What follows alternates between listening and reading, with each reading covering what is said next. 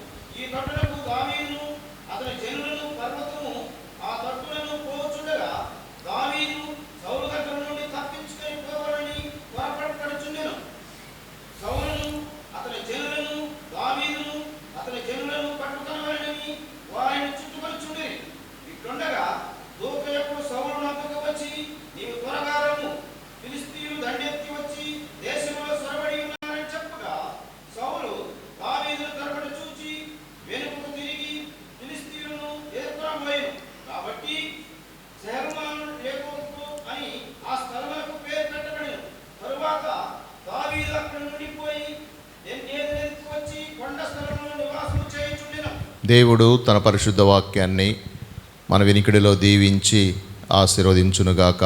Amen. ప్రభునందు ప్రియమైన దేవుని బిడ్డలారా, దావీదు రాజుగా పట్టాభిషేకము చేయబడిన తరువాత ఈ యొక్క సౌలు దావీదుని సంహరించాలని వెంటపడుతూ ఉన్నటువంటి దినాలు.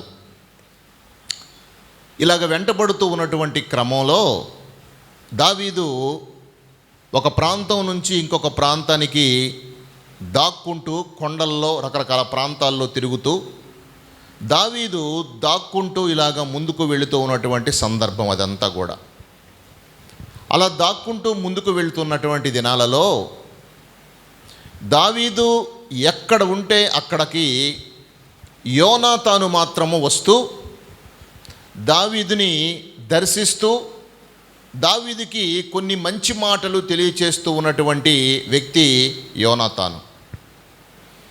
ఇలాగ జరుగుతూ ఉన్నటువంటి క్రమంలో దావీదుని పట్టుకోవడానికి సౌలు వస్తున్నాడని, సౌలు తప్పక దావీదుని సంహరిస్తాడని, ఇలాగా దావీదు భయంగా ఒక ప్రాంతం నుంచి ఇంకొక ప్రాంతానికి, దావీదుతో ఉన్నటువంటి కొంతమంది ప్రజలు కూడా ఒక ప్రాంతం నుంచి ఇంకొక ప్రాంతానికి వెళ్ళి వారు తలదాచుకుంటూ ఉన్నటువంటి పరిస్థితులను ఈ యొక్క దేవుని యొక్క వాక్య భాగంలో మనం జ్ఞాపకం చేసుకోవచ్చు. అలాగ ఉన్నటువంటి క్రమంలో ఈ యొక్క సౌలు రాజు యొక్క కుమారుడైనటువంటి యోనాతాను దావీదుతో మాట్లాడుతున్నాడు. ఎవరిని మాట్లాడుతున్నాడంటే ఇక్కడ మనం చూస్తే 16వ వచనంలో, అప్పుడు సౌలు కుమారుడైన యోనాతాను లేచి వనములో ఉన్న దావీదు యొద్దకు వచ్చి, నా తండ్రి అయిన సౌలు నిన్ను పట్టుకొనజాలడు, నీవు భయపడొద్దు, నీవు ఇశ్రాయేలీయులకు రాజు వగుదువు, నేను నీకు సహకారినవుదును, ఇది నా తండ్రి అయిన సౌలుకు తెలిసి ఉన్నదని అతనితో చెప్పి దేవునిని బట్టి అతనిని బలపరచను.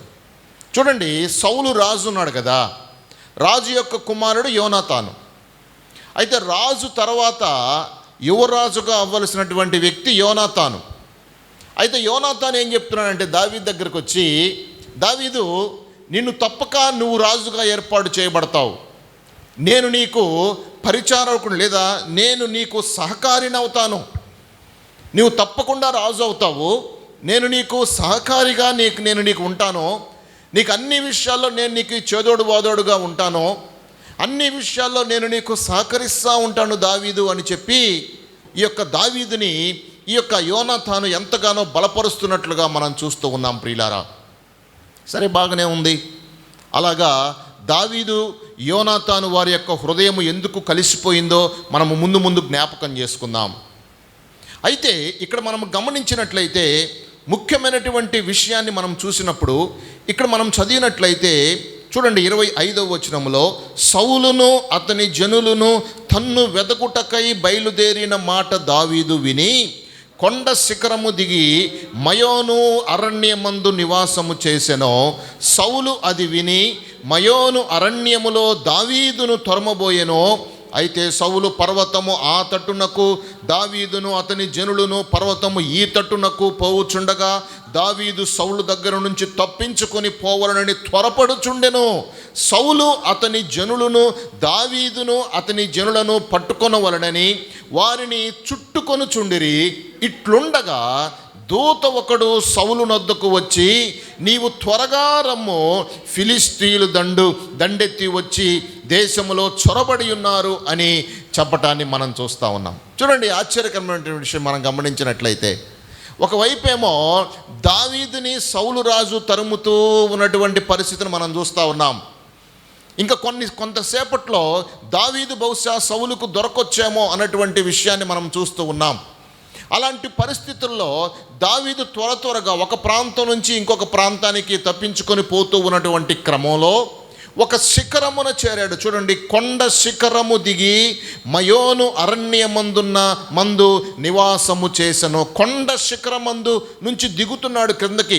అంటే కొండ శిఖరమందు ఆయన దాగియుండి ఆ శిఖరము దగ్గర ఉన్నటువంటి ఒక దాగు స్థలము లాంటి ఆ ప్రాంతంలో ఈ యొక్క దావీదు దాగుకొని ఉన్నటువంటి ఆ ప్రదేశము నుంచి క్రిందికి దిగి వస్తూ ఉన్నటువంటి క్రమంలో ఎట్టి పరిస్థితుల్లో దావీదుని పట్టుకోవాలి అనేటువంటి ఆలోచన సౌలు రాజు కలిగి ఉండి, ప్రియులారా పట్టుకుందాము అని చెప్పి అనుకుంటూ ఉన్నటువంటి క్రమంలో దేవుని యొక్క దూత వచ్చి సౌలుతో మాట్లాడుతుంది.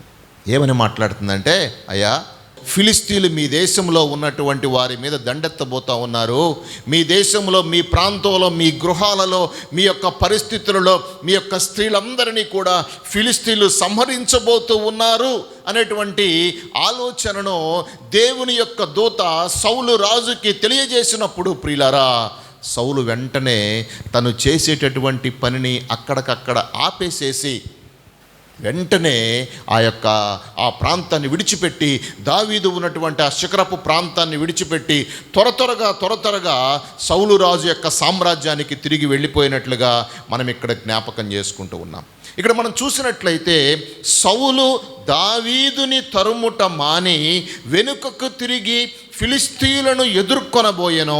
కాబట్టి సెలహమ్మలెకోతు అని ఆ స్థలమునకు పేరు పెట్టబడెను. తరువాత దావీదు అక్కడి నుండి పోయి ఎన్గెదీ వచ్చి కొండ స్థలములో నివాసము చేయుచుండెను. ఇక్కడ మనం గమనించినట్లయితే ప్రియులారా, సెలహమ్మలెకోతు అనేటువంటి మాటకు అర్థము భయ విముక్తి శిల. ఆ కొండ శిఖరము ఏమనుకుంటున్నారు? మనం గమనిస్తే ఆ కొండ శిఖరము భయము నుంచి విముక్తిని తీసుకొచ్చినటువంటి శిఖరముగా అది కనబడతా ఉంది. ఇక్కడ మనం చూస్తే సెలహమ్మలెకోతు అనేటువంటి ఆ మాటకు అర్థం ఏంటంటే భయము నుండి విముక్తిని తీసుకొచ్చినటువంటి శిలగా కనబడుతుంది. భయము మన యొక్క జీవితంలో మనము గమనించినట్లయితే దావీదు ఎంతగానో భయపడిపోయాడు. దావీదు ఎంతగానో చిన్నాభిన్నమైపోయాడు. శత్రువుల యొద్ద నుంచి, రకరకాల సొంత వాళ్ళ దగ్గర నుంచి, రకరకాల సొంత కుటుంబీకుల దగ్గర నుంచి భయము, లేదా బంధువుల వర్గం నుంచి భయము దావీదు జీవితంలో మనము చూసినట్లయితే ప్రియులారా, దావీదుకు సొంత మామ అయినటువంటి సౌలు రాజు దగ్గర నుంచి ఎంతో భయాన్ని దావీదు ఎదుర్కొంటూ ఉన్నటువంటి క్రమంలో దావీదుని దేవుడే ఎంతో విధంగా రక్షిస్తూ ముందుకు తీసుకెళ్లడమే కాకుండా సౌలు రాజును కూడా ఒక మార్గములో నుంచి తప్పించినట్లుగా దేవుని యొక్క వాక్య భాగంలో జ్ఞాపకం చేసుకుంటూ ఉన్నాం. అది భయము నుండి విముక్తి తీసుకొచ్చినటువంటి శిలగా కనబడుతున్నట్లుగా మనము చూస్తూ ఉన్నాం. మన జీవితంలో గమనించినట్లయితే మన శత్రువు ఎంత పెద్దవాడైనా సరే ప్రియులారా, మన యొక్క ఆత్మీయ జీవితంలో మనము ముందుకెళ్ళే క్రమంలో ఒకవేళ శత్రువులు మనకు ఏర్పాటు అవ్వచ్చు, లేదా ఉద్యోగాలలో శత్రువులు మనకి ఉండవచ్చు, పరిసర ప్రాంతాల్లో శత్రువులుగా మనుషులు మనకి ఉండవచ్చు. ఎలాంటి శత్రువు, ఆ శత్రువు ఎంత పెద్దవాడైనా కానీ, ఆ శత్రువు ఎంత నేర్పరి అయినా కానీ, ఆ శత్రువు ఎంత శక్తిని కలిగినటువంటి వాడు అయినప్పటికీ కూడా ప్రియులారా, దేవుని యొక్క ప్రణాళికలో నుంచి దేవుని బిడ్డలను దేవుడు తప్పించగలిగినటువంటి సమర్థుడుగా మనం ఇక్కడ జ్ఞాపకం చేసుకోవచ్చు. చాలాసార్లు శత్రువులను బట్టి మనము చిన్నాభిన్నమైపోతూ ఉంటాం. ఎంతోమంది తెలియక తెలిసి రకరకాల ప్రాంతాల్లో ఉద్యోగాల్లో మంచి చేసిన శత్రువులుగా కనబడతారు. వ్యాపారాల్లో కాంపిటీషన్లో ముందుకు వెళ్తూ ఉన్నప్పుడు శత్రువులుగా మనకి కనబడతా ఉంటారు. బంధువర్గంలో మనం అభివృద్ధి చెందుతూ ఉన్నప్పుడు, లేదా మన గర్భఫలాలు బాగా ఉన్నప్పుడు ఇతరులు శత్రువులుగా మనల్ని చూస్తూ ఉంటారు. కొన్నిసార్లు గమనించినట్లయితే ప్రియులారా, దేవుడు ఎవరికి ఇచ్చినటువంటి ఆశీర్వాదం వారికి దయచేస్తూ ఉన్నటువంటి దేవుడుగా కనబడుతున్నాడు. ఒకరిని చూసి మనము శత్రువులుగా భావించవలసిన అవసరం లేదు. కానీ ప్రియులారా, దేవుని యొక్క ఉద్దేశం ఏంటంటే శత్రువులను మిత్రులుగా మార్చే దేవుడుగా మనకి కనబడుతూ ఉన్నాడు. శత్రు యొక్క దుష్ట నేత్రము నుంచి మానవులను తప్పించగలిగినటువంటి సామర్థ్యము కలిగినటువంటి దేవుడుగా మనకి కనబడుతున్నట్లుగా ఈ సమయంలో మనం ఇక్కడ జ్ఞాపకం చేసుకోవచ్చు. దానికి కారణం ఏంటంటే, నిజంగా గమనించినట్లయితే దావీదు యోనాతాను ఇద్దరు కూడా మంచి స్నేహితులు కదా. దావీదు యోనాతాను మంచి స్నేహితులు అవడానికి కారణం ఏంటంటే, దావీదు ఒకే ఒక యుద్ధం చేశాడు. ఆ యుద్ధంలో ఒక వ్యక్తిని దాదాపుగా నేలకి ఒరిగించాడు. నేలకు పడేయటమే కాకుండా ఆ వ్యక్తి యొక్క తలను తీసుకొని ఆ వ్యక్తి యొక్క తలని శిరచ్ఛేదనము చేసి ఆ తలను పట్టుకొని సౌలు రాజు దగ్గరికి తీసుకొని వచ్చినప్పుడు ప్రియులారా, సౌలు రాజు ప్రక్కన ఉన్నటువంటి ఆ రాజు యొక్క కుమారుడైనటువంటి ఈ యొక్క యోనాతాను చూసి ఆశ్చర్యపోయాడు. పరిశుద్ధ గ్రంథంలో మనం గమనించినట్లయితే మొదటి సమూయేలు గ్రంథము 18వ అధ్యాయము మొదటి 4 వచనాలను మనము చదివినట్లయితే, దావీదు సౌలుతో మాట్లాడట చాలించినప్పుడు యోనాతాను దావీదు హృదయముతో కలిసిపోయెను. యోనాతాను దావీదును తనకు ప్రాణ స్నేహితునిగా భావించుకొని అతనిని ప్రేమించెను. ఆ దినమున అతని తండ్రి ఇంటికి తిరిగి అతనిని వెళ్ళనీయక సౌలు అతనిని చేర్చుకొనెను. దావీదు తనకు ప్రాణ స్నేహితుడని భావించుకొని అతనిని ప్రేమించుచు యోనాతాను అతనితో నిబంధన చేసుకొనెను. మరియు యోనాతాను తన దుప్పటిని, తన కత్తిని, తన విల్లును, నడికట్టును తీసి దావీదునికిచ్చెను. దావీదు సౌలు తనను పంపిన చోటకెల్లను పోయి సుబుద్ధి కలిగి పని చేసుకొని వచ్చెను గనుక సౌలు యోధుల మీద అతనిని నియమించెను. జనులందరి దృష్టికిని, సౌలు సేవకుల దృష్టికిని దావీదు అనుకూలుడై ఉండెను. చూడండి, దావీదు జీవితాన్ని మనం గమనించినట్లయితే ఒక రాజకుమారుడు దావీదుతో స్నేహము చేయటానికి ఇష్టపడ్డాడు. దావీదు ఎవరు మనం గమనిస్తే సాధారణంగా ఒక గొర్రెలు కాసుకున్నటువంటి వ్యక్తి. ఎప్పుడైతే ఆ ఫిలిస్తీయుడును దావీదు సంహరించాడో మనం ఇక్కడ ముందుగా ఇక్కడ మనం గమనించినట్లయితే ఆ యుద్ధము గురించి అంతా కూడా మనము ఇక్కడ ముందు అధ్యాయంలో మనం చదువుకుంటూ ఉంటాం. ఎప్పుడైతే గొల్యాతును ఈ దావీదు సంహరించినటువంటి తర్వాత నుంచి దావీదు మీద యోనాతాను ఎంతో మంచి దృష్టిని కలిగి ఉన్నట్లుగా మనం చూస్తూ ఉన్నాం. అబ్బో, ఇతను ఎంత ధైర్యవంతుడు, ఎంత సాహసవంతుడు, మా నాన్నగారు చేయలేదు కానీ మా నాన్నగారి కంటే ఈయన ఒక గొర్రెల కాపరిగా ఉన్నటువంటి ఒక వ్యక్తి ఇంత పెద్ద గొల్యాతును నేలకు మంటి కర్పించినట్లుగా అక్కడ యోనాతాను చూసి ఆశ్చర్యపోతా ఉన్నాడు. కారణం ఏంటి అని గమనించినట్లయితే దావీదుకి దేవుని యొక్క అభిషేకము ఉన్నది. దేవుని యొక్క తోడుంది దావీదుకి. గొల్యాతు దాదాపు 10 అడుగులు ఎత్తున్నటువంటి వ్యక్తి. అంత ఎత్తున్నటువంటి వ్యక్తి అయినా చిన్న వ్యక్తి, దాదాపుగా ఆ గొల్యాతులో సగం ఉన్నటువంటి వ్యక్తి గొల్యాతును సంహరించడానికి ఏకైక కారణం ఏంటి అని మనం గమనించినట్లయితే ప్రియులారా, దేవుని యొక్క అభిషేకము దావీదు మీద ఉంది. దేవుని యొక్క ప్రణాళిక దావీదు మీద ఉంది. అందును బట్టే దావీదుని ఇశ్రాయేలు ప్రజలకు రాజుగా చేయాలన్నటువంటి ఉద్దేశాన్ని దేవుడు కలిగి ఉండి దేవుడు దావీదును ప్రతి క్షణములో కూడా కాపాడుతూ బలపరుస్తూ ప్రతి క్షణము కూడా ముందుకు తీసుకొని పోవడానికి ఎంతగానో ప్రయత్నం చేస్తున్నట్లుగా మనము జ్ఞాపకం చేసుకుంటూ ఉన్నాం. ఎప్పుడైతే ఆ యొక్క గొల్యాతు తలను దావీదు తెగనరికాడో ఇక్కడ యోనాతాను హృదయం అంట అందుకు దావీదు సౌలుతో మాట్లాడుట చాలించినప్పుడు యోనాతాను హృదయము దావీదు హృదయముతో కలిసిపోయెను. యోనాతాను దావీదును తనకు ప్రాణ స్నేహితునిగా భావించుకొని అతనిని ప్రేమించెను.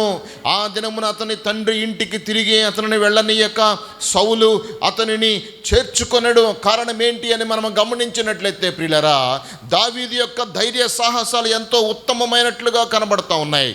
ఎంతో ధైర్యాన్ని కనపరుస్తున్నాడు, నేర్పరితనాన్ని కనపరుస్తున్నాడు. ఎంతగానో ఆయన యుద్ధ రంగములో ముందుకు వచ్చి ఇశ్రాయేలు ప్రజలకు, ఇశ్రాయేలు దేవునికి వ్యతిరేకంగా ఉన్నటువంటి ఆ గొల్యాతును దావీదు సంహరించినట్లుగా మనము దేవుని యొక్క వాక్య భాగంలో జ్ఞాపకం చేసుకుంటూ ఉన్నాం. ప్రియ సహోదరి సహోదరులారా, నిజమే, దేవుడు ప్రతి విషయాల్లో కూడా దేవుని బిడ్డలకు తోడుగా ఉన్నటువంటి దేవుడుగా మనకి కనబడతా ఉన్నాడు. అంతేకాకుండా ఇంకొంత ముందుకు చదివినట్లయితే ప్రియులారా, 2వ కొరింథీయులకు రాసినటువంటి పత్రిక 7వ అధ్యాయము 6వ వచనాన్ని మనం గమనించినట్లయితే పౌలు గారు ఒక విషయాన్ని తెలియజేస్తూ, ఒక వ్యక్తి గురించి తెలియజేస్తూ ఉంటాడు. నేను మాసిదోనియాకు వచ్చినప్పుడు మా శరీరము ఏ మాత్రమును విశ్రాంతి పొందలేదు, ఎటుబోయినను మాకు శ్రమయే కలిగెను, వెలుపట పోరాటము లోపట భయములు ఉండెను. అయినను దీనులను ఆదరించు దేవుడు తీతు రాక వలన మమ్ములను ఆదరించెను. తీతు రాక వలన మాత్రమే కాకుండా అతడు మీ అత్యాభిలాషను, మీ అంగలార్పును, నా విషయమై మీకు కలిగిన అత్యాసక్తిని మాకు తెలుపుచు తాను మీ విషయమై పొందిన ఆదరణ వలన కూడా మమ్మును ఆదరించెను గనుక నేను మరి ఎక్కువగా సంతోషించితిని. చూసారా, పౌలు గారు చెప్తూ ఉన్నటువంటి మాట ఏంటంటే, నేను ఎట్టుపోయినను మాకు శ్రమే కలిగింది, వెలుపట పోరాటము లోపట భయము మాకు కలిగింది. అయినను దీనులను ఆదరించు దేవుడు తీతు రాక వలన మమ్ములను ఆదరించెను.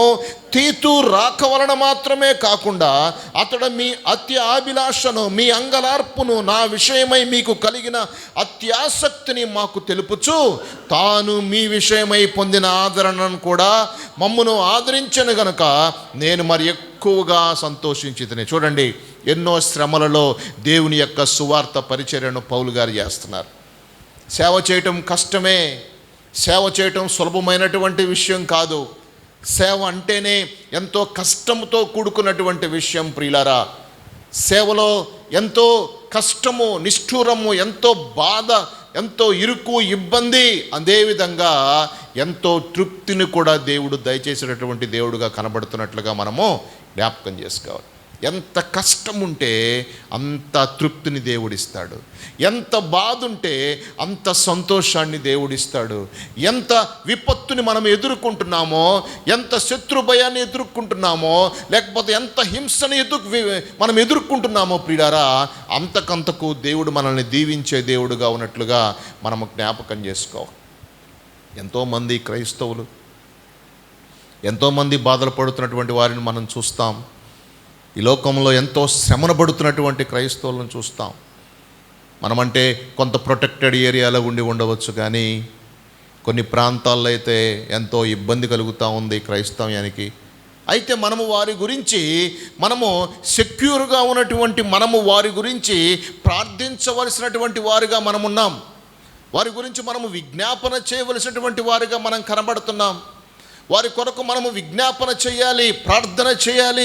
వారి కొరకు కృతజ్ఞతాపూర్వకముగా ప్రభువు సన్నిధిలో మనము ప్రభువుని అడిగినప్పుడు ప్రభు వారి జీవితంలో కూడా గొప్ప కార్యాలు చేసే దేవుడుగా కనబడుతున్నట్లుగా మనం ఈ మధ్యాహ్న కాల సమయంలో జ్ఞాపకం చేసుకుంటున్నాం. అందుకే ఇక్కడ పౌలు గారు చెప్తున్నారు కదా, వెలుపట పోరాటము లోపట భయములు ఉండెను. అయినను దీనులను ఆదరించు దేవుడు తీతు కాక వలన మమ్మును ఆదరించెను. తీతు రాక వలన మాత్రమే కాకుండా అతడు మీ అత్యాభిలాషను, మీ అంగలార్పును, నా విషయమై మీకు కలిగిన అత్యాసక్తిని మాకు తెలుపుచు తాను మీ విషయమై పొందిన ఆదరణ వలన మమ్మును ఆదరించెను. ఎంత గొప్ప దేవుడు అండి, ఎంత గొప్ప తీతు, ఎంత మంచి వ్యక్తి అండి. కష్టములో ఆదరిస్తున్నాడు, విపత్తులో ఆదరిస్తున్నాడు, శ్రమలో ఆదరణను చూపిస్తున్నాడు.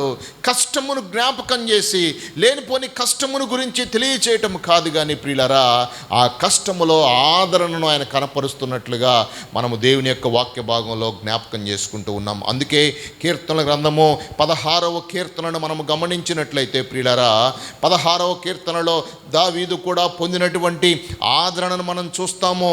3వ వచనం మనం గమనించినట్లయితే, నేను ఇలాగందును, భూమి మీద ఉన్న భక్తులే శ్రేష్ఠులు, వారు నాకు కేవలము ఇష్టులు. యెహోవాను విడిచి వేరొకని అనుసరించు వారికి శ్రమలు విస్తరించును. వారు అర్పించు రక్తపాని అర్పణములు నేను అర్పింపను, వారి పేళ్ళు నా పెదవులనెత్తను. యెహోవా నా స్వాస్థ్య భాగము, నా పానీయ భాగము, నీవే నా భాగమును కాపాడుచున్నావు. మనోహరమైన స్థలములలో నాకు పాలు ప్రాప్తించెను, శ్రేష్టమైన స్వాస్థ్యము నాకు కలిగెను. చూసారా, ఇక్కడ మనం గమనించినట్లయితే ఇక్కడ దావీదు భక్తుడు చెప్తూ ఉన్నటువంటి మాట ఏంటంటే, నేను ఇలాగందును, భూమి మీద ఉన్న భక్తులే శ్రేష్ఠులు, వారు నాకు కేవలము ఇష్టులు. అయితే ఇక్కడ మనం చూసినట్లయితే ఆ భక్తులకు మనోహరమైనటువంటి స్థలములలో పాలు ప్రాప్తించెను, శ్రేష్టమైన స్వాస్థ్యము నాకు కలిగెను. నాకు ఆలోచనకర్త అయిన యెహోవాను స్తుతించెదను. రాత్రి గడియలలో నా అంతరింద్రియము నాకు బోధించుచున్నది. సదాకాలము యెహోవా యందు నా గురి నిలుపుచున్నాను. ఆయన నా కుడి పార్శ్వమందు ఉన్నాడు కనుక నేను కదల్చబడను. అందువలన నా హృదయము సంతోషించుచున్నది, నా ఆత్మ హర్షించుచున్నది అని చెప్పి కీర్తనాకారుడు దావీదు సెలవిస్తున్నాడు. మనోహరమైనటువంటి స్థలములలో మనకి పాలు ప్రాప్తిస్తాయి. మనోహరమైనటువంటి స్థలాలు, ఉన్నతమైనటువంటి స్థలాలు, దేవుడు మనోహరమైనటువంటి గొప్ప స్థలాలలో నివాసము చేస్తూ ఉన్నటువంటి దేవుడుగా కనబడుతున్నాడు. ఆయన ఆశ్చర్యకరుడు, ఆయన ఆలోచనకర్త, ఆయన బలవంతుడైనటువంటి దేవుడు, నిత్యుడగు తండ్రి, సమాధానకర్త అయినటువంటి దేవుడుగా మనకి కనబడుతూ మనోహరమైనటువంటి స్థలాలలో నివాసము చేసేటటువంటి దేవుడుగా కనబడుతున్నాడు. ఆ దేవుడు మనల్ని కూడా మనోహరమైనటువంటి స్థలాల్లో నివసింపజేయటానికి పాలు ఆయన ప్రాప్తిస్తున్నట్లుగా మనము దేవుని యొక్క వాక్య భాగంలో జ్ఞాపకం చేసుకుంటున్నాం. ఆయన సాధారణమైనటువంటి స్థలము కాదు, గొప్ప స్థలములో మనము దేవునితో ఉండటానికి దేవుడు తన కృపను మనకు చూపిస్తున్నట్లుగా మనం ఇక్కడ జ్ఞాపకం చేసుకుంటూ ఉన్నాం. ప్రియ సహోదరి సహోదరులారా, అందుకే దావీదుని మనము యోనాతాన్ని గమనించినట్లయితే వాళ్ళు ఒకే ఒక్క కమిట్మెంట్ తీసుకుంటున్నారు. అయా, నేను నీకు తోడుగా ఉంటాను, నిన్ను విడిచిపెట్టను, ఇదిగో నా ఉంగరం తీసుకో, నా ఖడ్గం తీసుకో అని ఇవన్నీ కూడా వస్తువులు, రాజకుమారుని దగ్గర ఉన్నటువంటి వస్తువులన్నీ కూడా దావీదుకి ఆయన అర్పిస్తున్నట్లుగా మనము జ్ఞాపకం చేసుకుంటూ ఉన్నాం. భయపడవలసినటువంటి అవసరమేం లేదు. మా నాన్నగారు నీ మీదకి యుద్ధమునికి వచ్చినప్పటికీ కూడా మా నాన్నగారు చేసే ప్రతి ప్రణాళిక నేను నీకు తెలియజేస్తాను, నీకు నేను తోడుగా ఉంటాను, నీకు నేను నిన్ను ప్రతి విషయంలో కూడా నేను నీకు సహాయం చేస్తాను, నీవే రాజుగా ఉంటావు అని చెప్పి ఆ మాటలు చెప్తున్నప్పుడు నిజంగా దావీదు హృదయం ఎంతగానో పులకరించిపోయింది. దావీదు నిజంగా యోనాతానుని హత్తుకున్నాడు. యోనాతాను, నువ్వెంత ప్రేమ కలిగి ఉన్నావు యోనాతాను అని చెప్పి దావీదు యోనాతాన్ని హత్తుకున్నట్లుగా మనము జ్ఞాపకం చేసుకుంటూ ఉన్నాం. ప్రియులారా, మన ఆత్మీయ జీవితంలో మనము ఒంటరి వాళ్ళము కాము అన్న విషయాన్ని మనము జ్ఞాపకం చేసుకోవాలి. We are not alone. మనము చాలాసార్లు ఒంటరి పరిస్థితుల్లో వెళ్తూ ఉంటాం, ఒంటరిగా ప్రయాణం చేస్తూ ఉంటాం, ఒంటరిగా ఉన్నటువంటి పరిస్థితులు మనము ఎదుర్కొంటూ ఉంటాం. ఆత్మీయ జీవితంలో లేదా రకరకాల ప్రయాణాల్లో మనం ఉన్నప్పుడు ఒంటరితనము మనుషులని చిన్నాభిన్నము చేస్తూ ఉన్న పరిస్థితులు మనం చూస్తూ ఉంటాం. కానీ మనము ఒంటరి వ్యక్తులము కానే కాదన్న విషయాన్ని మనము జ్ఞాపకం చేసుకోవాలి. చూడండి, దావీదు మీదకి సౌలు రాజు దావీదుని పట్టుకొని సంహరిద్దాము అనేటువంటి సమయంలోనే దేవుని యొక్క దూత వచ్చి సౌలు యొక్క డైరెక్షన్ని ఒక ప్రక్కకు మార్చినట్లుగా మనము జ్ఞాపకం చేసుకుంటూ ఉన్నాము. దానినే అక్కడ ఆయన ప్రత్యేకమైనటువంటి పేరు కూడా ఇచ్చినట్లుగా మనము జ్ఞాపకం చేసుకుంటూ ఉన్నాము. కారణం ఏంటంటే దేవుడు ఆ యొక్క క్రియలన్నీ కూడా జరిగించే దేవుడుగా ఉన్నట్లుగా మనం చూస్తూ ఉన్నాం. ఈ యొక్క మధ్యాహ్న కాల సమయం దావీదుతో యోనాతాను మాట్లాడుతూ చెప్తూ ఉన్నటువంటి మాట, అయ్యా, నీవు ఒంటరి వ్యక్తివి కానే కాదు. ఒంటరితనం చాలా భయంకరమైనటువంటిది. చాలామంది మనుషులు ఒంటరితనంలో ఉండి చాలా డ్రగ్ ఎడిక్ట్స్గాను లేదా రకరకాలైన మాదక ద్రవ్యాలు స్వీకరించినటువంటి బిడ్డలుగాను సంఘ విద్రోహ శక్తులుగా మారుతూ ఉన్నటువంటి స్థితిని మనము ఈ లోకంలో చాలామందిని చూస్తూ ఉంటాం. కారణం ఏంటంటే వెన్ పీపుల్ రిజెక్ట్ సమ్వన్, ఎవరినైతే మనము చాలాసార్లు వ్యతిరేకిస్తూ ఉంటామో ఎదుటి వ్యక్తి యొక్క హృదయము తల్లడిల్లిపోయి అతను ఒక ఒంటరితనంలోకి ఆటోమేటిక్గా వెళ్ళిపోతూ ఉన్నటువంటి పరిస్థితులు మనం చూస్తూ ఉంటాం. ప్రియులారా, అందుకే ఎంతోమంది ఆత్మహత్యలు చేసుకుంటూ ఉంటారు, ఎంతోమంది మరణిస్తూ ఉంటారు, ఎంతోమంది రకరకాలైనటువంటి మాదక ద్రవ్యాలకు అలవాటైపోతూ ఉంటారు ఈ లోకంలో. ప్రియులారా, ఆత్మీయంగా ఎదుగుతూ ఉన్నటువంటి మనము వారి కొరకు ప్రార్థన చేయవలసిన వారమై ఉన్నాము. ఎందుకంటే మన దేవుడు మనకి తోడుగా ఉన్నాడని, మన దేవుడు మనకు అన్ని విషయాల్లో ఆదరణకర్తగా ఉన్నాడని, మన దేవుడు మనకి తండ్రిగా తల్లిగా ఉండి ఆయన ఆదరించే దేవుడుగా మనకి కనబడుతున్నాడన్న విషయాన్ని మనము జ్ఞాపకం చేసుకోవాలి ప్రియ సహోదరి సహోదరులారా. అందుకే పరిశుద్ధ గ్రంథంలో మనం గమనించినట్లయితే ఆ ఒంటరితనము అనేటువంటి భయాన్ని తీసివేయటానికి దేవుడు భయ విముక్తి శిలగా ఆ యొక్క పేరు మనం చూసినట్లయితే సెలహొమ్మ లెక్కోతు అంటే అర్థం ఏంటంటే భయ విముక్తి శిలగా దేవుడే ఆ యొక్క కొండ శిఖరమునకు పేరు పెట్టినట్లుగా మనము దేవుని యొక్క వాక్య భాగంలో జ్ఞాపకం చేసుకోవచ్చు. అందుకే యెషయా గ్రంథము 28వ అధ్యాయము 16వ వచనాన్ని మనం చదివినట్లయితే ప్రభువగు యెహోవా ఇలాగు సెలవిచ్చుచున్నాడు, సియోనులో పునాదిగా రాతిని వేసిన వాడును నేనే, అది పరిశోధింపబడిన రాయి, అమూల్యమైన తలరాయి, బహుస్థిరమైన పునాది అయి మూలరాయి అయి ఉన్నది, విశ్వసించువాడు కలవరపడడు. సియోనులో పునాది వేసినటువంటి రాయి నేనే. ఆయనే సియోనులో పునాది వేశాడు, అది పరిశోధింపబడిన రాయి, అమూల్యమైనటువంటి తలరాయి, బహుస్థిరమైన పునాది అయినటువంటి మూలరాయి అయి ఉన్నది, విశ్వసించువాడు కలవరపడడు. సియోనులో ఉన్నటువంటి రాయి అమూల్యమైనటువంటి రాయి. ఇంకా మనం చూసినట్లయితే పరిశుద్ధ గ్రంథంలో ఆ బండ నీడనిచ్చే బండగా కనబడుతుంది, సంఘానికి పునాది బండగా కనబడుతుంది, చీల్చబడినటువంటి ఆ బండగా కనబడుతుంది, కొట్టబడినటువంటి బండగా కనబడుతుంది, అది బలవంతుడగు బండగా కనబడుతుంది. ఆ బండ ఎవరు అని మనం చూస్తే ఆ బండ యేసుక్రీస్తు ప్రభువారు. ఆ బండ క్రీస్తే. ఆ బండ క్రీస్తుగా ఉండి ఆ క్రీస్తు ప్రతి ఒక్క బిడ్డను కూడా బలపరుస్తున్నట్లుగా, ప్రతి ఒక్క బిడ్డను కూడా స్వస్థపరుస్తున్నట్లుగా, ప్రతి ఒక్క బిడ్డకు ఆదరణ దయచేస్తూ ఉన్నట్లుగా మనము దేవుని యొక్క వాక్య భాగంలో జ్ఞాపకం చేసుకుంటూ ఉన్నాం ప్రియ సహోదరి సహోదరులారా. అందుకే సంఘానికి మూల రాయి క్రీస్తుగా కనబడుతున్నాడు. మత్తయి సువార్త 16వ అధ్యాయము 18వ వచనాన్ని మనము చదివినట్లయితే, ఆ బండ మీద నా సంఘమును కట్టుదును, పాతాళ లోక ద్వారములు దాని ఎదుట నిలువనేరవని నేను మీతో చెప్పుచున్నాను. పరలోక రాజ్యము యొక్క తాళపు చెవులు నీకిచ్చేదను. నీవు భూలోకమందు దేనిని బంధింతువో అది పరలోకమందును బంధింపబడును, భూలోకమందు దేనిని విప్పుదువో అది పరలోకమందులో విప్పబడునని అతనితో చెప్పెను. పేతురుతో యేసుక్రీస్తు ప్రభువారు మాట్లాడుతున్నాడు. ఏం మాట్లాడుతున్నాడంటే, నీవు పేతురువు, ఈ బండ మీద నా సంఘమును కట్టుదును. పేతురుతో మాట్లాడుతున్నాడు దేవుడు. ఈ బండ మీద నా సంఘమును కట్టుదును.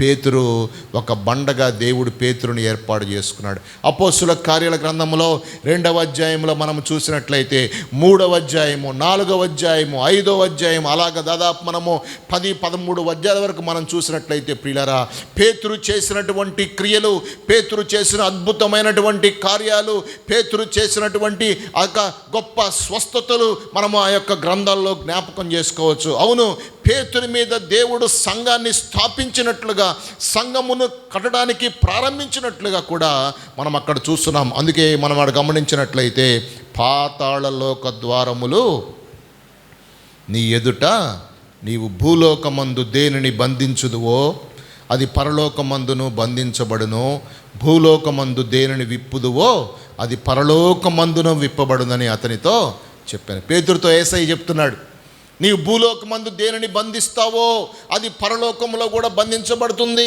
నీవు భూలోకమందు దేనిని విప్పుతావో అది పరలోకమందు విప్పబడుతుంది. ఇదిగో నీ మీద నా సంఘమును కట్టుదును అని చెప్పి పేతురుతో యేసుక్రీస్తు ప్రభువారు తెలియజేస్తున్నాడు. సంఘానికి మూల కంబాలుగా మనం ఉండవలసిన ఆవశ్యకత ఎంతైనా ఉందని దేవుని యొక్క వాక్య భాగంలో మనము జ్ఞాపకం చేసుకుంటూ ఉన్నాం. ఎలాగైతే ఇక్కడ మనం చూసినట్లయితే భయ విముక్తి శిలగా మనము యొక్క దావీదు జీవితంలో మనం చూస్తాం. అది విముక్తినిచ్చేటటువంటి శిల, అది విముక్తిని ఇచ్చేటటువంటి రాయి, అది భయాన్ని పారద్రోలేటటువంటి రాయి. పరిస్థితులను బట్టి భయపడుతూ ఉన్నప్పుడు, పరిస్థితులను బట్టి చిన్నాభిన్నమైపోతున్నప్పుడు ఆ భయాన్ని తీసివేయటానికి, ఆ శత్రు భయాన్ని తీసివేయటానికి, ఆ యొక్క రకరకాలైనటువంటి భయాలను పారద్రోలటానికి దేవుడే మనకి తోడుగా ఉన్నాడన్న విషయాన్ని మనము జ్ఞాపకం చేసుకోవాలి ప్రియ సహోదరి సహోదరులారా. అందుకే 1 కొరింథీయులకు రాసినటువంటి పత్రిక 10వ అధ్యాయము 4వ వచనాన్ని మనం చదివినట్లయితే, అందరూ ఆత్మ సంబంధమైన ఒకే పానీయము త్రాచేసిరి, ఏలయనగా తమ్ముడు వెంబడించిన ఆత్మ సంబంధమైన బండలోనిది త్రాగిరి, ఆ బండ క్రీస్తే. అయితే వారిలో ఎక్కువ మంది దేవునికి ఇష్టలుగా ఉండకపోయిరి గనుక అరణ్యములో సంహరింపబడిరి. వారు ఆశించిన ప్రకారము మనము చెడ్డవాటిని ఆశింపకుండునట్లు ఈ సంగతులు మనకు దృష్టాంతములుగా ఉన్నవి. చూసారా, మనం చూస్తే ఈ యొక్క పౌలు గారు సెలవిస్తూ ఉన్నటువంటి మాట, ఏలయనగా తమ్మును వెంబడించిన ఆత్మ సంబంధమైనటువంటి బండలోనిది త్రాగిరి. అందరూ ఆత్మ సంబంధమైన ఒకే ఆహారం భుజించిరి, అందరూ ఒకే పానీయము త్రాగిరి. ఆ బండ యేసుక్రీస్తు ప్రభువుగా కనబడుతున్నాడు. నిజంగా యేసయ్యను మనం గమనించినట్లయితే ప్రియ సహోదరి సహోదరులారా, ఆయన మనల్ని ప్రేమించి తన రక్తాన్ని ఈ భూలోకంలో చిందించి ఆయన ఎంతగానో మానవులందరి కొరకు కూడా ఎంతో గాయపరచబడ్డట్టుగా, ఎంతో విలవిలలాడిపోయినట్లుగా, ఆయన వీపంతా కూడా నాగటి చాళలాగా దున్నబడినట్లుగా మనము దేవుని యొక్క వాక్య భాగంలో చూస్తున్నాం. దానికి మనకి వచ్చేటటువంటి ప్రతిఫలము ఏమిటి అని మనం చూసినట్లయితే ప్రియులరా, చూడండి, యోహాను సువార్త 5వ అధ్యాయము 24వ వచనాన్ని మనం చదివినప్పుడు అక్కడ యేసుక్రీస్తు ప్రభువారే ఒక మాట చెప్తాడు. 5:24లో మనం చూసినట్లయితే, నా మాట విని విశ్వాసముంచువాడు నిత్య జీవము కలవాడు, వాడు తీర్పులోనికి రాక మరణములో నుండి జీవములోనికి దాటి ఉన్నాడని మీతో నిశ్చయముగా చెప్పుచున్నాను. నా మాట విని నన్ను పంపిన వాని యందు విశ్వాసముంచువాడు నిత్య జీవము కలవాడు. యేసయ్య మాట విని యేసయ్యను పంపినటువంటి దేవుని యందు విశ్వాసం ఉంచినటువంటి మనందరము కూడా ప్రియులారా, అక్కడ వాడు నిత్య జీవము గలవాడు, విశ్వాసం ఉంచువాడు నిత్య జీవము గలవాడు, వాడు తీర్పులోనికి రాక మరణములో నుండి జీవములోనికి దాటబడతాడు.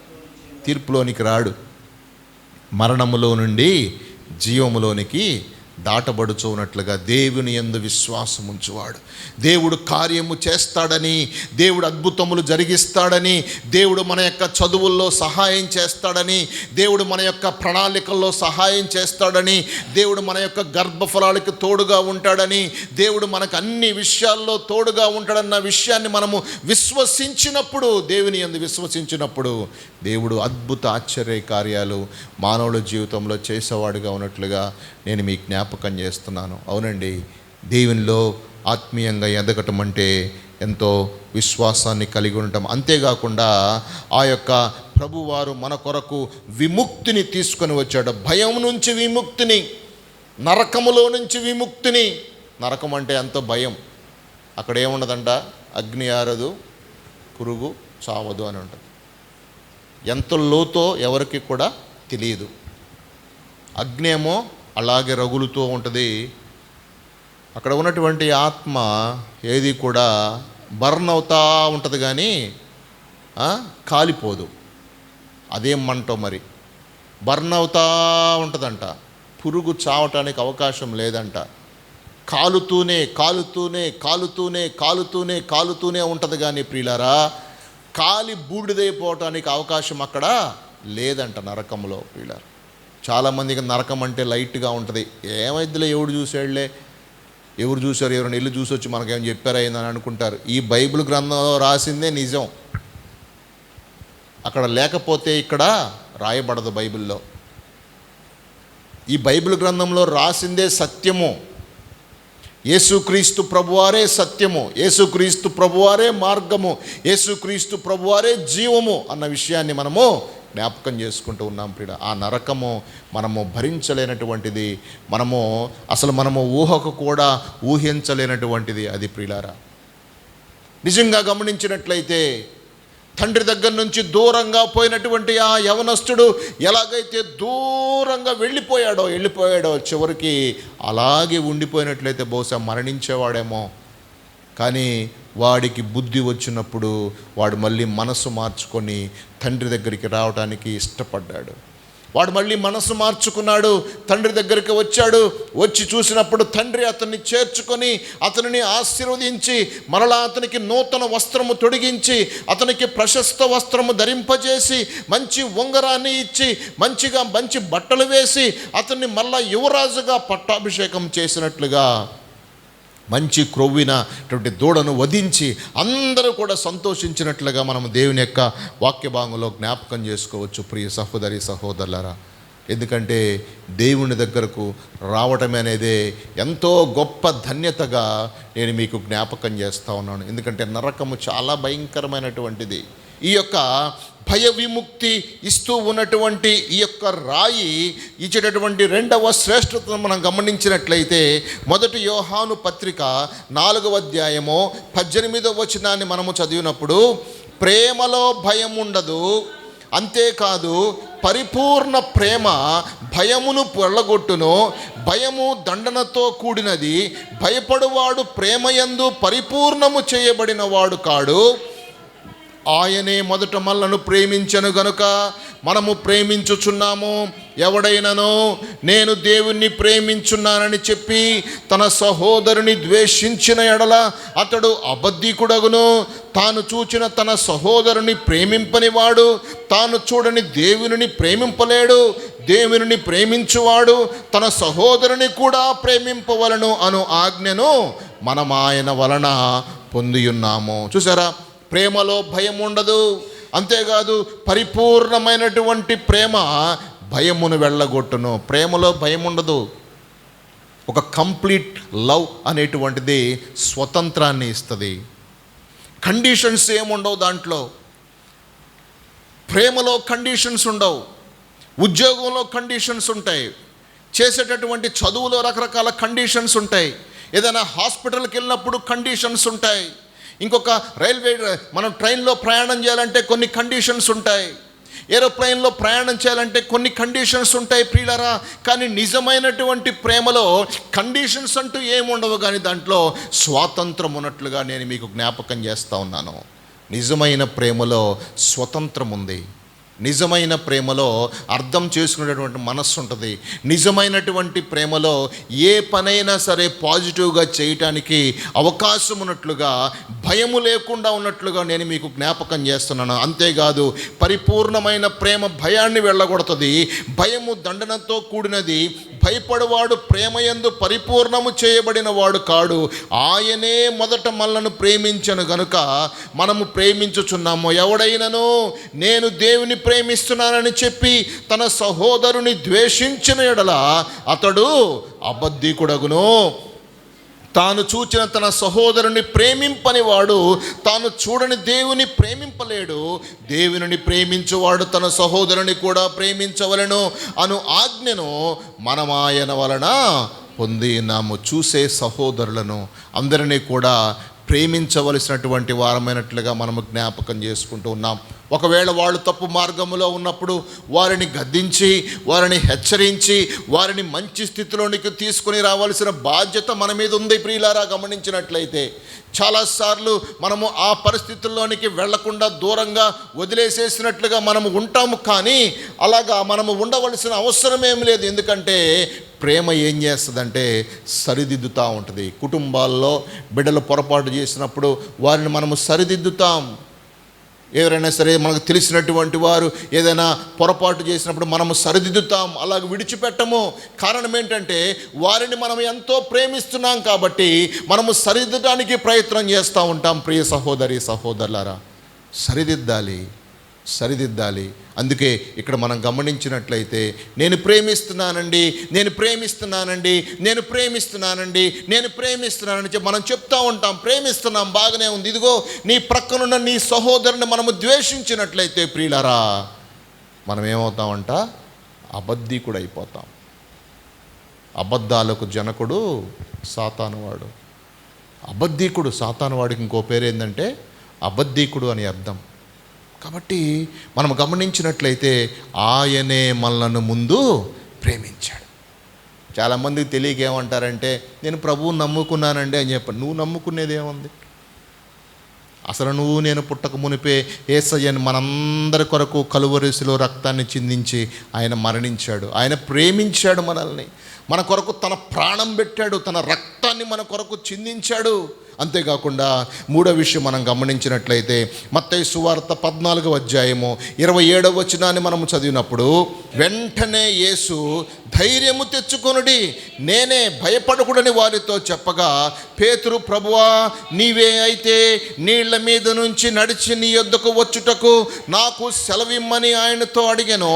ఆయన రమ్మనగానే పేతురు దోణి దిగి యేసు నొద్దకు వెళ్ళుటకు నీళ్ల మీద నడిచెను. గాని గాలిని చూచి భయపడి మునిగిపోసాగి ప్రభువా నన్ను రక్షించుమని కేకలు వేసినట్లుగా మనము జ్ఞాపకం చేసుకుంటూ ఉన్నాం. యేసయ్య చెప్తున్నాడు, భయపడకు. ఎందుకు భయపడతావు పేతురు? ఎందుకు భయపడతావు? ఇక్కడ మనం చూసినట్లయితే ఆయన సముద్రం మీద నడుచుట శిష్యులు చూచి తొందరపడి భూతమని చెప్పుకొని భయము చేత కేకలు వేసిరి. వెంటనే యేసు, ధైర్యం తెచ్చుకోండి, నేనే. యేసయ్య నీళ్ళ మీద నడుస్తూ వస్తూ ఉంటే ఎప్పుడు చూడనటువంటి గొప్ప కార్యాన్ని వీళ్ళందరూ కూడా, శిష్యులందరూ కూడా చూస్తున్నారు. అరే ఇదేంట్రా, నీళ్ల మీద తెల్లని వస్త్రాలు వేసుకున్న ఒక వ్యక్తి నడుచుకుంటూ వస్తున్నాడు. అయ్యా ఈ దెయ్యమే అయి ఉంటుందయ్యా అని చెప్పి ఒకటంటే, అయ్యా నిజంగా ఈ దెయ్యమే అయి ఉంటుందయ్యా అని చెప్పి అందరూ కూడా భయపడి పెద్దగా కేకలు వేస్తూ ఉన్నటువంటి క్రమంలో యేసయ్య చెప్తున్నాడు, భయపడకండి, ధైర్యం తెచ్చుకోండి. ధైర్యాన్ని తెచ్చుకోవాలి, ధైర్యం తెచ్చుకోండి, భయపడకండి, నేనే అని చెప్పి వెంటనే పేతురు అంటాడు కదా, అయ్యా నీలాగా నేను కూడా నీళ్ళ మీద నడుస్తానయ్యా, నువ్వు సహాయం చేయ అని చెప్పినప్పుడు, రా పేతురు అని చెప్పి ఆయన చేయబట్టుకోగానే నడుస్తానే ఉన్నాడు. నడుస్తున్నవాడు ధైర్యంగా నడిస్తే బాగానే ఉంది, మళ్ళా గాలిని చూచి భయపడుతున్నాడు పేతురు. మునిగిపోతానేమో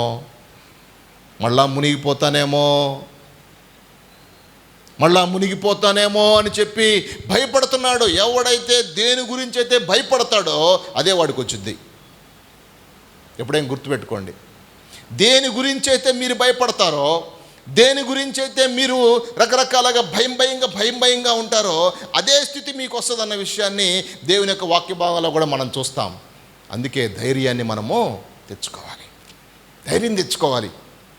భయపడకూడదు పరిస్థితులను బట్టి, భయపడకూడదు చదువును బట్టి, భయపడకూడదు పరీక్షలను బట్టి, భయపడకూడదు ఉద్యోగాన్ని బట్టి, భయపడకూడదు ఏదైనా సరే రకరకాల విపత్తులు, కుటుంబంలో సమస్యలు వచ్చినప్పుడు, ఏదైనా ప్రెజర్స్ వచ్చినప్పుడు, లేదా మనీ ట్రాన్సాక్షన్స్ విషయంలో ఇబ్బంది వచ్చినప్పుడు, అప్పుల బాధలు మనల్ని కృంగదీస్తున్నప్పుడు మనము భయపడవలసినటువంటి అవసరం అంటూ ఏమీ లేదు. కానీ ధైర్యము తెచ్చుకోవాలి. దేవుడు మనకు సహాయం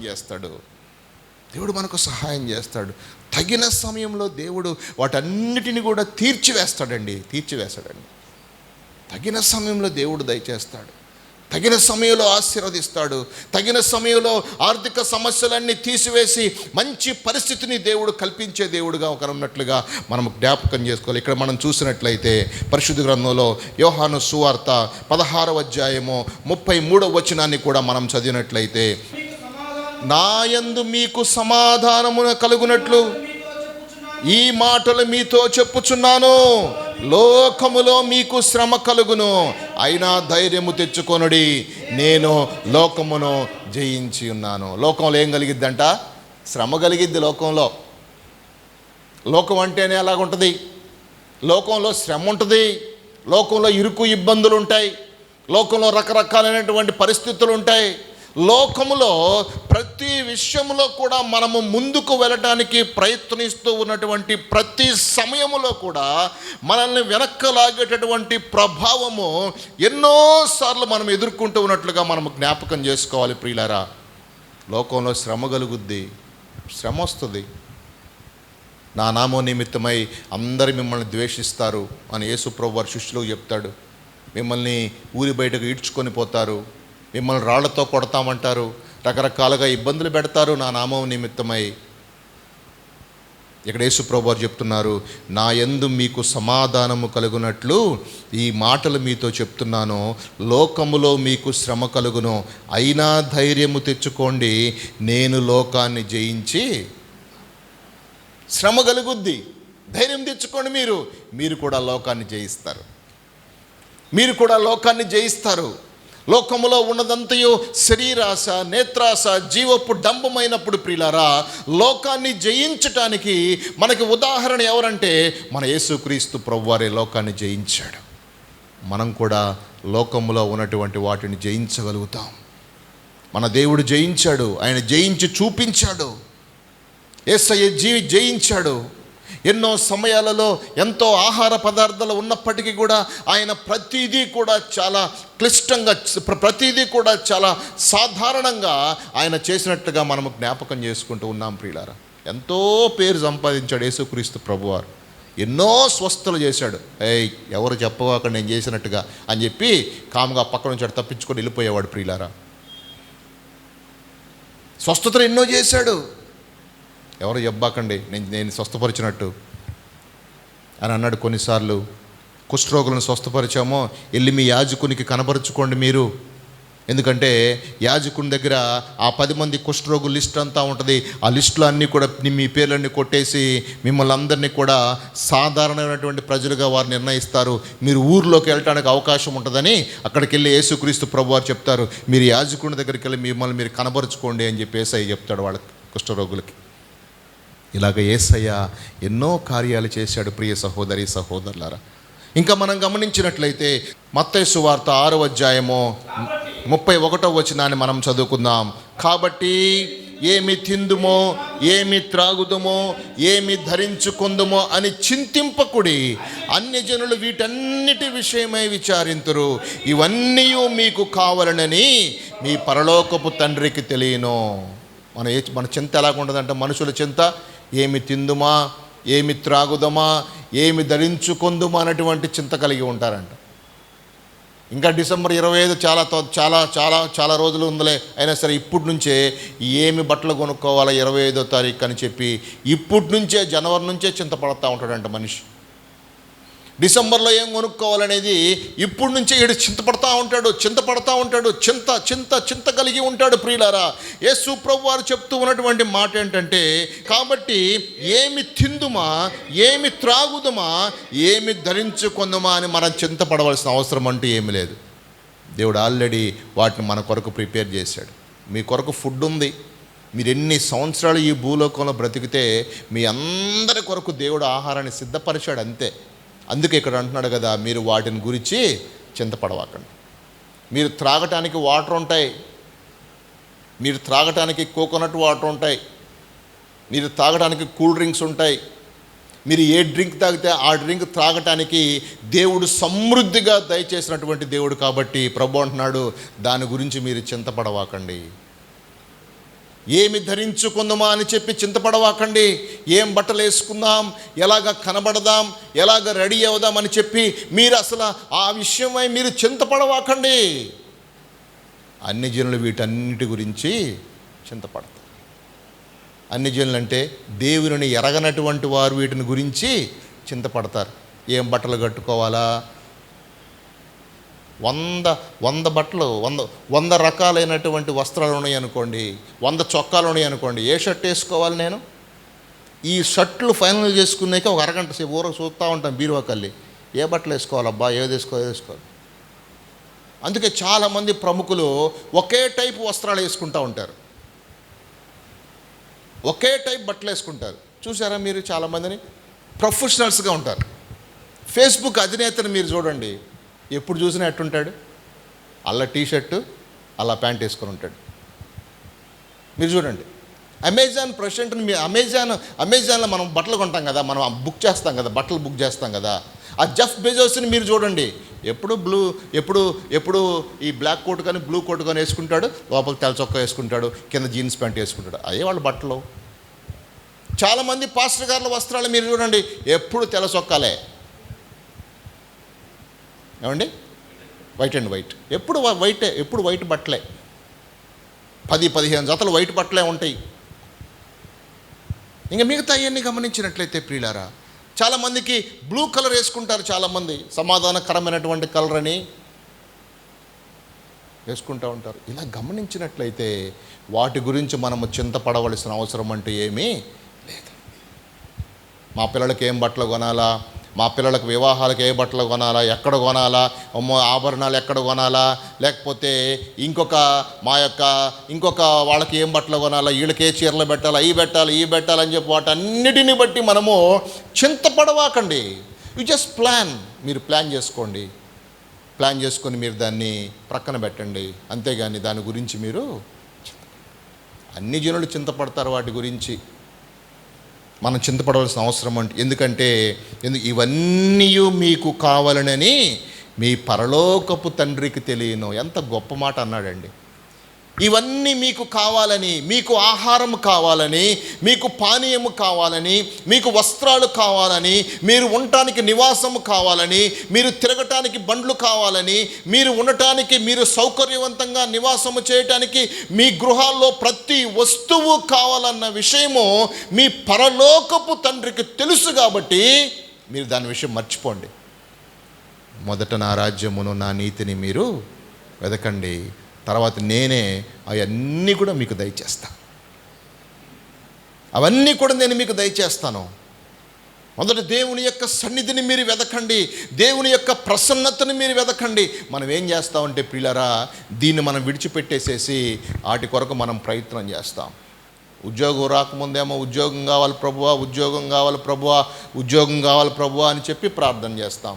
ఉద్యోగం వచ్చిన తర్వాత అట్లీస్ట్ వారంలో ఒక్క ఆదివారం కూడా ప్రభువుకు మనం ఇవ్వలేకుండా ఉద్యోగంలో బిజీ అయిపోతూ ఉంటాం చాలాసార్లు. అంటే ఉద్యోగం అలా చేస్తుంది. కానీ సమయాన్ని మనము సద్వినియోగపరచుకోవాలి, సమయాన్ని తీసుకోవాలి. ప్రభు సన్నిధిలో ఉండటానికి కొందరు మానుకున్నట్లుగా సమాజముగా కూడుట మనము మానుకోకూడదు. కొందరు ఎవరో మానుకుంటూ ఉంటారు, వారు మానుకుంటున్నట్లుగా మనము సమాజముగా కూడుట అంటే ఒక సహవాసముగా కూడుకోవటం మనం మానుకోకూడదని దేవుని యొక్క మాటలు మనం జ్ఞాపకం చేసుకుంటూ ఉన్నాం ప్రియులారా. అందుకే ఇక్కడ మనం గమనించినట్లయితే మీరు అవన్నీ కూడా మీకు కావాలని మీ పరలోకపు తండ్రికి తెలుసు. దేవునికి తెలుసు మనకు కావాల్సినటువంటి అన్నీ కూడా. మనం వర్రీ అవ్వాల్సింది ఏమీ లేదు. ప్రభువుకి చెప్పటమే, ప్రభువుని అడగటమే, ప్రభువా ఇది చెయ్యి ప్రభువా, ఈ విషయంలో నువ్వు సహాయం చేయి ప్రభువా అని మనము ప్రభువుని అడగవలసినటువంటి వారమైన. ఆ ప్రభువుకు తెలుసు కదా మనం అడగవలసినటువంటిది ఏముందని చెప్పి మనం అనుకోకూడదు. అడుగుడి మీకు ఇవ్వబడును, అడుగు ప్రతివానికి ఇవ్వబడనని దేవుని యొక్క వాక్య భాగం సెలవిస్తుంది. కాబట్టి అడగవలసినటువంటి బాధ్యత మన మీద ఉంది. దేవుని దగ్గర మళ్ళీ మనము ఏం అడుగుతాంలే, అడిగిపోతే ఏమైద్దిలే అని మనం యుగోలుగు పోకూడదు. దేవుని దగ్గర మళ్ళీ దేవునికి అన్నీ తెలుసులే, అన్నీ తెలుసులే అని మనం అట్లా అనుకోకూడదు. ఒక్క ఆయన వాడికి ఇస్తే వాడేం చేస్తున్నాడు తెలుసా? 10 ఇచ్చినోడేమో 10 సంపాదించాడు, 3 ఇచ్చినోడు 3 సంపాదించాడు. 1 ఇచ్చినోడు ఏం చేశాడంటే, అయ్యా నీవు విత్తని చోట కోయి వాడవును, నీవు అసలు ఏమీ లేని చోట శూన్యంలో నుంచి సృష్టిని తయారు చేసినటువంటి వ్యక్తివి కాబట్టి ఇదిగో దీన్ని పూడ్చిపెట్టాను అయ్యా అని చెప్తున్నాడు. ఒక్క కాయిన్ ఇస్తే ప్రభు అంటున్నాడు, ఎవరికన్నా ఇచ్చినా కానీ నీకు ఎంతో కొంత రిటర్న్ ఇస్తారు, ఇచ్చేవాడు కదంటయ్యా, ఎందుకయ్యా అలా చేసావు నువ్వు అని చెప్పి యేసయ్య ఎంతో బాధపడ్డాడు అతన్ని చూసి. ప్రియ సహోదరి సహోదరుల, ఇవన్నీ మనకి కావాలని మన పరలోకపు తండ్రికి తెలుసు. దేవునికి తెలుసు, నీ ఆలోచన దేవునికి తెలుసు, నీ యొక్క కోరిక దేవునికి తెలుసు, నీ మనస్సు దేవునికి తెలుసు, నీ హృదయంలో ఉన్నటువంటి సంతోషము దేవునికి తెలుసు, నీ హృదయంలో ఉన్నటువంటి ఆనందము దేవునికి తెలుసు, నీ హృదయ వేదన దేవునికి తెలుసు, నీ మీద ఉన్నటువంటి భారం ఏంటో దేవునికి తెలుసు. దేవునికి మరుగైనటువంటి విషయము ఈ భూలోకములో ఏమీ లేదన్న విషయాన్ని కూడా నేను మీకు జ్ఞాపకం చేస్తున్నాను ప్రియులారా. దేవునికి తెలుసు, కానీ మనం దేవుణ్ణి అడగాలి, దేవునికి మళ్ళీ మనము తెలియచేయాలి. అంతేకాకుండా చివరిగా మనం చూసినట్లయితే మత్తయి సువార్తలో మనం చదువుతాం. అవును, మనం గమనించినట్లయితే ప్రియులారా, యేసయ్య యొక్క భయాలన్నీ తీసివేయటానికి ఆయన భయ విముక్తి శిలగా ఆయన మన కొరకు ఈ భూలోకంలోకి వచ్చినట్లుగా నేను మీకు జ్ఞాపకం. ఆయన భయాన్ని పారదోలటానికి ఈ భూలోకానికి వచ్చాడు.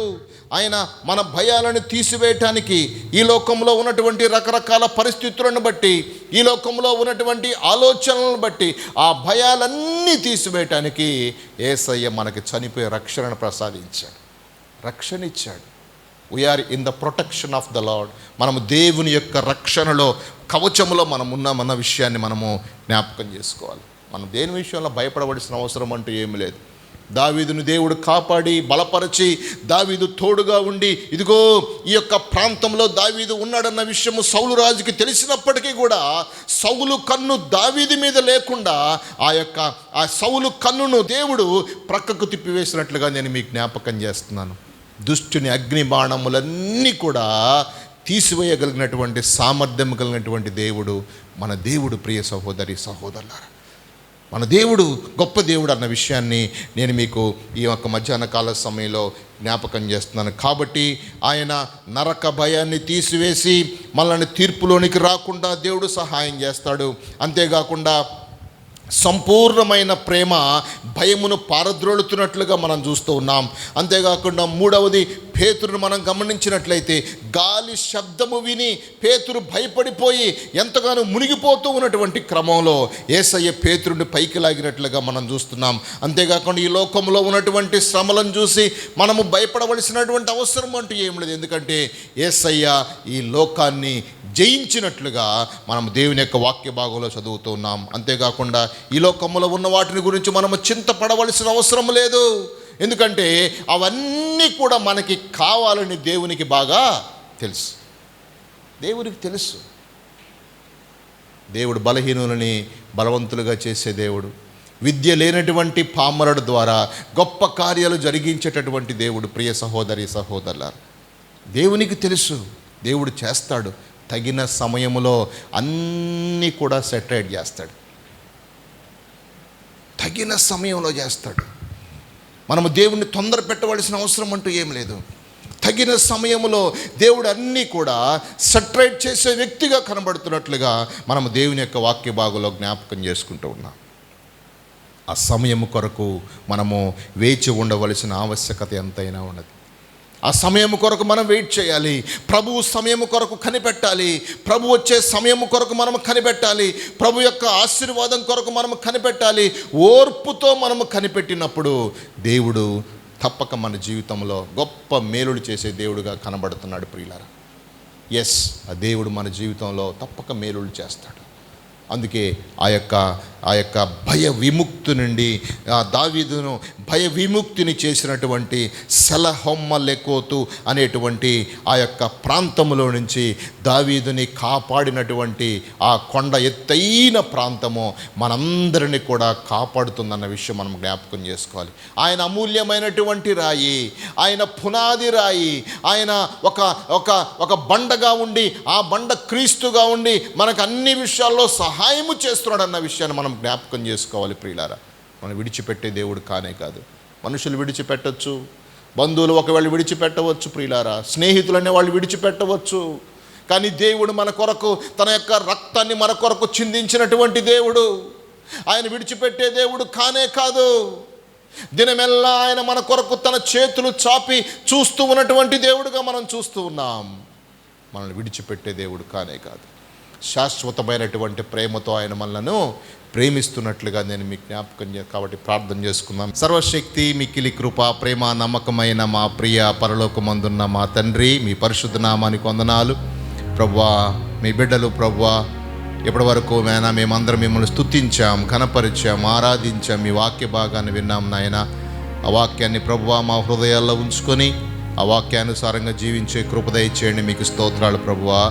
దేవా, భయాన్ని పారద్రోలేటటువంటి ఆయన ఒక రాయిగా ప్రభువా మీరు కనపడ్డారు. మీకు స్తోత్రాలయ్యా.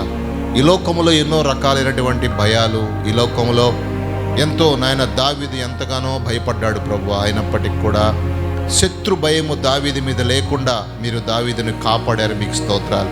మా జీవితాల మీద కూడా ప్రభువా నాయన మీ యొక్క కృప, మీ కాపుదల, మీ రక్షణ వలయము మీరు మాకు అనుగ్రహించమని కోరుకుంటున్నాం ప్రభువా. సహాయం చేయండి ప్రభువా. పోలీసు వారు ఉద్యోగాల్లో ఎంతో బిజీగా ఉంటారు ప్రభువా, వారికి రక్షించండి ప్రభువా. వారికి రక్షణగా మీరుండండి ప్రభువా. నీకు స్తోత్రాలు నాయన. ప్రభువా నా తండ్రి, ఎన్నో క్లిష్టతరమైనటువంటి ఉద్యోగాల్లో వారు ప్రయాణాలు చేస్తా, వెహికల్స్లో ప్రయాణం చేస్తా, ట్రైన్స్లో ప్రయాణం చేస్తూ ఉంటారు ప్రభువా. వారిని కాపాడండి అయ్యా. మీకు స్తోత్రాలు ప్రభువా. వారి కుటుంబాలను మీరు కాపాడండి అయ్యా. మీకు స్తోత్రాలు ప్రభువా. వారి గర్భఫలాలను మీరు జ్ఞాపకం చేసుకోండి ప్రభువా. వారికి సహాయం చేయండి. వారి చదువుల్లో రాకపోకల్లో మీరు తోడ్పాటు దయచేయండి. ప్రతిదీ కూడా నాయన, ఏమి తిందుమా, ఏమి తాగుదమా, ఏమి ధరించుకొందుమని చెప్పి మీరు చింతపడకుడి, అవన్నీ మీకు కావాలనని మీ పరలోకపు తండ్రి ఎరుగును అని చెప్పి మీరు సెలవిచ్చారు ప్రభువా. మీకు తెలుసు కాబట్టి ప్రభువా, ఎవరెవరికి ఎలాంటి ఆశీర్వాదాలు దయచేయాలో మీకు తెలుసు కదా ప్రభువా. నా తండ్రి, మా అక్రతలు మా అవసరతలు ప్రభువా మీరు నాయన దయచేయమని కోరుకుంటూ తీర్చమని కోరుకుంటున్నాం ప్రభువా. సహాయం చేయండి నా తండ్రి. కానుకలు ఇచ్చిన బిడ్డలను దీవించండి ప్రభువా. వారి కుటుంబాల్లో సమృద్ధిని దయచేయండి ప్రభువా. అప్పుల బాధలన్నీ కూడా యేసు నామములో దూరపరచండి ప్రభువా. నా తండ్రి నాయన, అప్పుల భయము, అప్పుల వల్ల నా తండ్రి ఆయన మనుషుడు ఎంతగానో ఇబ్బంది పడుతూ ఉండగా వాటిని తీసివేయమని కోరుకుంటున్నాం. సహాయం దయచేయండి. మీ సన్నిధిలో నా తండ్రి విత్తినప్పుడు ప్రభువా అవి నూరంతలుగా మీరు ప్రతిఫలాన్ని దయచేసే దేవుడు అయినావు కాబట్టి నాయన, మీ సహాయ సహకారాలు మెండుగా దయచేసి నీ కృపలో వర్ధిలింప చేయమని, మరలా తిరిగి మేము గృహాలకు వెళ్ళుచుండగా మా యొక్క ప్రయాణం అంతట్లో కూడా మీరు సహాయం చేయమని నజరేయుడైన యేసు క్రీస్తు నామాన ప్రార్థించి మరి మిక్కిలి వినయంతో అడిగి వేడుకొనుచున్నాను మా పరమ తండ్రి. ఆమేన్.